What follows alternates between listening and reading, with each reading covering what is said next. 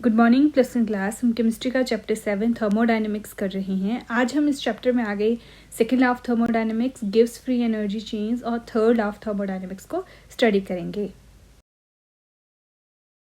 सबसे पहले second law of thermodynamics. Second law of thermodynamics gives the relation between spontaneity and entropy of a system. Spontaneity means कौन सा reaction occur कर रहा है, and relation उसका किसके साथ, एंट्रोपी के साथ, कि कैसे वो स्पॉन्टेनिटी एंड एंट्रोपी एक दूसरे के साथ वेरी करते हैं, उसको जो शो करता है that relationship is known as second law of thermodynamics. Different जो इसकी स्टेटमेंट्स हैं, जैसे first statement, all spontaneous processes or naturally occurring processes are thermodynamically irreversible। बोला कि जितने भी spontaneous processes होते हैं, खासकर जो naturally occurring processes हैं, वो कैसे होते हैं, irreversible होते हैं। मतलब हम उनको क्या है, रिवर्स नहीं कर सकते हैं। फॉर एग्जाम्पल, जैसे अगर हम नॉन रिएक्टिंग गैसेस को मिक्स कर देंगे, मिक्स करने पे क्या होगा, उनकी एंट्रोपी तो इंक्रीज कर जाएगी, बट इनको हम जब एक बार वो मिक्सचर बन गया तो उन नॉन रिएक्टिंग गैसेस को हम इजीली सेपरेट आउट नहीं कर सकते हैं। Second, without the help of an external agency a spontaneous process can not be reversed. बिना किसी एक्सटर्नल एजेंसी के हम कभी भी स्पॉन्टेनियस रिएक्शंस को जो है रिवर्स नहीं कर सकते हैं। फॉर एग्जाम्पल, जो जैसे हीट की अगर बात करें, हीट एनर्जी क्या है, वो फ्लो करती है हॉट बॉडी से कोल्ड बॉडी को, खुद से फ्लो कर जाती है, बट हम इसका रिवर्स कभी नहीं कर सकते। हम कभी भी कोल्ड बॉडी से वापस उस हीट को हॉट बॉडी में ट्रांसफर नहीं कर सकते हैं। Third is the entropy of isolated system must increase if it is to be spontaneous in a particular direction. बोला अगर किसी भी रिएक्शन को किसी भी पर्टिकुलर डायरेक्शन में कोई रिएक्शन स्पॉन्टेनियस अगर होना है तो उसकी एंट्रोपी क्या करनी चाहिए, हमेशा इंक्रीज करनी चाहिए। यानी कि सॉलिड से गैस क्या है, इजिली बन जाएगा, स्पॉन्टेनियस रिएक्शन है, एंट्रोपी इंक्रीज कर रही है, पर वापस जब गैस से हमें सॉलिड बनाना है that will B not possible easily. क्यों? क्योंकि उस टाइम पे एंट्रोपी क्या कर रही है, डिक्रीज कर जाती है। Next statement is, in a non-isolated system, the total entropy of both system and surrounding must increase or must be positive। कोई नॉन आइसोलेटेड सिस्टम है, आइसोलेटेड होते हैं जो जिसमें सिस्टम एंड सराउंडिंग दोनों अलग अलग हैं। नॉन आइसोलेटेड सिस्टम है, बोला उसमें टोटल एंट्रोपी जो सिस्टम एंड सराउंडिंग की होगी that will always be positive, यानी कि उसकी वैल्यू जो होगी ऑलवेज क्या होगी, ग्रेटर देन 0 होगी। Total entropy of universe must tend to increase in a spontaneous process. और जो टोटल एंट्रोपी है किसी भी पर्टिकुलर प्रोसेस में, वो क्या करनी चाहिए, हमेशा इंक्रीज करनी चाहिए। टोटल एंट्रोपी कितनी होगी, entropy of system plus entropy of surrounding.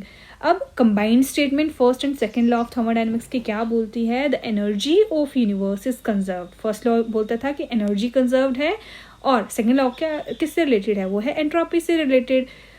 तो कंबाइंड स्टेटमेंट क्या बनी दोनों की, the energy of the universe is conserved whereas it's entropy increases in a naturally occurring और अ स्पॉन्टेनियस प्रोसेस। किसी भी नेचुरली अकरिंग या स्पॉन्टेनियस प्रोसेस की एनर्जी जो होती है वो कंजर्व्ड होती है, और उसकी एंट्रोपी क्या करती है, ऑलवेज इंक्रीज करती है। Next is Gibbs free energy and free energy change. Gibbs free energy is given by the symbol G, और फ्री एनर्जी चेंज है तो चेंज को हम डेल्टा साइन से शो करते हैं, यानी free energy change will be given by delta G। Delta G हमें मतलब एक टर्म है, फ्री एनर्जी एक टर्म है जो कि प्रोडिक्ट करती है कि कौन सी डायरेक्शन में रिएक्शन स्पॉन्टेनियस होगा। इसको कैसे डिफाइन करते हैं, it is the amount of energy available for doing useful work under condition of constant temperature and pressure. कैसे डिफाइन किया, amount of energy available for doing useful work under condition of constant temperature and pressure। इसको 1878 में J.V. Gibbs ने दिया था। इसने क्या किया, first and second law of thermodynamics को कंबाइन करके एक हमें इक्वेशन दी, delta G is equal to delta H minus T delta S, which is also known as Gibbs Helmholtz equation. Free energy change delta G हम कैसे find करते हैं, for example G1 हमारा कोई प्रोसेस सिस्टम है 1, उसकी energy है G1, उसकी एंथैल्पी होगी H1 और एंट्रोपी होगी S1। G2 सेकेंड सिस्टम है, उसकी गिब्स फ्री एनर्जी है, H2 उसकी एंथैल्पी है एंड S2 उसकी एंट्रोपी है। तो गिब्स फ्री एनर्जी चेंज यानी कि हमारा डेल्टा जी कैसे देंगे हम क्या करेंगे, जैसे ये हमारा फर्स्ट सिस्टम के लिए, ये हमारा सेकंड सिस्टम के लिए, तो हम क्या करेंगे, सेकंड माइनस फर्स्ट करेंगे, वो आ जाएगा हमारा free energy change. Delta G will be equal to H2 minus H1 हो गया delta H minus T, temperature दोनों में कांस्टेंट है, T रहा बाहर, S2 minus S1 which is entropy change delta S। तो क्या बोला इसको, क्या नेम है इसका, that is Gibbs Helmholtz equation. Delta G is equal to delta H minus T delta S। किस तरह से स्पॉन्टेनिटी को प्रेडिक्ट करता है, अगर डेल्टा G की वैल्यू आती है नेगेटिव आती है, इसका मतलब रिएक्शन जो होगा वो फॉरवर्ड डायरेक्शन में मूव करेगा। फॉरवर्ड मतलब रिएक्टेंट से बनेंगे प्रोडक्ट, तो रिएक्शन होगा स्पॉन्टेनियस। अगर डेल्टा जी की वैल्यू आ जाए पॉजिटिव का मतलब है प्रोडक्ट से वापस रिएक्टेंट बनेंगे, यानी रिएक्शन मूव करेगा टुवर्ड बैकवर्ड डायरेक्शन, तो उस डायरेक्शन में रिएक्शन क्या होगा, नॉन स्पॉन्टेनियस। और अगर डेल्टा जी की वैल्यू 0 होती है, इसका मतलब है जो प्रोसेस है हमारा that is at equilibrium. Equilibrium का मतलब हुआ जितने रिएक्टेंट से प्रोडक्ट बन रहे हैं उतने ही वापस प्रोडक्ट से रिएक्टेंट्स बन रहे हैं। Now the effect of temperature on spontaneity of a process। क्या इफेक्ट होता है टेम्परेचर का, किसी भी रिएक्शन की स्पॉन्टेनिटी को डिटरमिन करती है equation delta G is equal to delta H minus T delta S। जब डेल्टा G की वैल्यू आती है नेगेटिव तभी कोई रिएक्शन स्पॉन्टेनियस होता है, अदरवाइज वो रिएक्शन स्पॉन्टेनियस नहीं होता है। जो मेन कंडीशन है, सबसे मेन कंडीशन हमारी है पहली, वो है डेल्टा H हमेशा होना चाहिए नेगेटिव, डेल्टा S अगर पॉजिटिव है तो डेल्टा G जो होगा वो ऑलवेज नेगेटिव आएगा और रिएक्शन होगा स्पॉन्टेनियस। चाहे टेम्परेचर जो कोई हो, डेल्टा H जब तक नेगेटिव है, डेल्टा S जब तक पॉजिटिव है, रिएक्शन क्या रहेगा, हमेशा स्पॉन्टेनियस। अब सेकेंड केस, अगर डेल्टा H पॉजिटिव हुआ और डेल्टा S नेगेटिव हो गया, यानी रिवर्स हो गया, तो क्या आएगा, डेल्टा G हमेशा पॉजिटिव आएगा और रिएक्शन हो जाएगा नॉन स्पॉन्टेनियस, यानी इसका रिवर्स हुआ तो रिएक्शन हो गया नॉन स्पॉन्टेनियस, चाहे जो मर्जी टेम्परेचर हो। थर्ड कंडीशन, अगर दोनों नेगेटिव हैं, डेल्टा H भी नेगेटिव है, डेल्टा S भी नेगेटिव है, तो हमारे पास दो चांसेस बनते हैं। अगर लो टेम्परेचर है तो रिएक्शन होगा स्पॉन्टेनियस, अगर हाई टेम्परेचर है तो रिएक्शन हो जाएगा non spontaneous. Then delta H and delta S अगर पॉजिटिव है दोनों की दोनों, तब हाई टेम्परेचर पे होता है स्पॉन्टेनियस और लो टेम्परेचर पे होता है नॉन स्पॉन्टेनियस। क्यों, क्योंकि हमने क्या करना है, overall value delta G is equal to delta H minus T delta S में जब पुट करेंगे तो हमारे पास ओवरऑल वैल्यू नेगेटिव आनी चाहिए।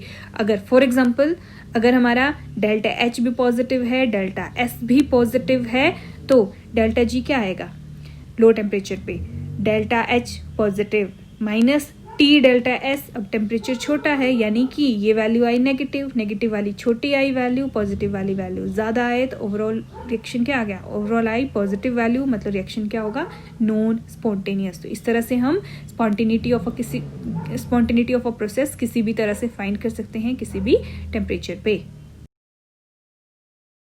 Next is delta G and equilibrium. हमें पता है डेल्टा G की वैल्यू 0 होती है, इसका मतलब हुआ रिएक्शन क्या है, हमारा सिस्टम क्या है, इक्विलिब्रियम पे है। इक्विलिब्रियम पे है मतलब जब जितना हमारे रिएक्टेंट प्रोडक्ट में कन्वर्ट हो रहे हैं उतने वापस प्रोडक्ट रिएक्टेंट में कन्वर्ट होते हैं। इसका मतलब डेल्टा G और K के बीच में कोई ना कोई रिलेशन है। K क्या होता है, हमारा इक्विलिब्रियम कांस्टेंट। क्या रिलेशनशिप होता है, डेल्टा G नॉट मतलब किसी पर्टिकुलर स्टैंडर्ड कंडीशन पे जो गिव्स फ्री एनर्जी चेंज होगा, that will be equal to minus RT natural log of K। R हमारा यूनिवर्सल गैस कांस्टेंट है जिसकी वैल्यू होती है 8.314 जूल पर केल्विन पर मोल। टेम्परेचर हमारा कोई भी हो सकता है, नेचुरल लॉग K हमारा डिनोट करेगा यहाँ पे इक्विलिब्रियम कांस्टेंट। तो this is the relationship between delta G which is gives free energy and equilibrium which is K equilibrium constant. Now the last topic of this chapter is third law of thermodynamics. Third law of thermodynamics क्या बोलता है, the entropy of an ideal or perfectly crystalline solid may be taken as zero at absolute zero temperature. बोला किसी भी ideal या फिर perfect crystalline solid की entropy हम जीरो ले सकते हैं at absolute zero temperature. Absolute zero temperature हमारा सबसे लोएस्ट टेम्परेचर है जिसको हम कंसीडर करते हैं -273 केल्विन के। सबसे मिनिमम टेम्परेचर हमारा इतना होता है उस कंडीशन में जो हमारा सब्सटेंस है, सिस्टम है, वो सॉलिड स्टेट में होगा। सॉलिड स्टेट में है, आइडियल है, परफेक्टली वो पैक्ड है, मतलब कोई भी फ्री स्पेसेस नहीं है। फ्री स्पेसेस नहीं है तो हम बोल सकते हैं उसमें कोई भी डिग्री ऑफ रेंडमनेस नहीं है, या फिर बोलो उसकी एंट्रोपी कितनी है, 0। So we can take the entropy of an ideal और perfectly crystalline solid as 0 at absolute 0 temperature according to third law of thermodynamics। क्या बोलता है, S हमारा entropy at temperature T is equal to delta S। किस तरह से हम calculate करेंगे, is equal to integration 0 to T, temperature 0 से T तक वेरी कर रहा है, CP delta T upon T। इस तरह से हम जो है एंट्रोपी फाइंड कर सकते हैं, एंट्रोपी चेंज फाइंड कर सकते हैं। That's all for today. इसके साथ आपका चैप्टर 6 थर्मोडायनेमिक्स खत्म होता है। नेक्स्ट लेक्चर में हम नेक्स्ट टॉपिक को स्टार्ट करेंगे।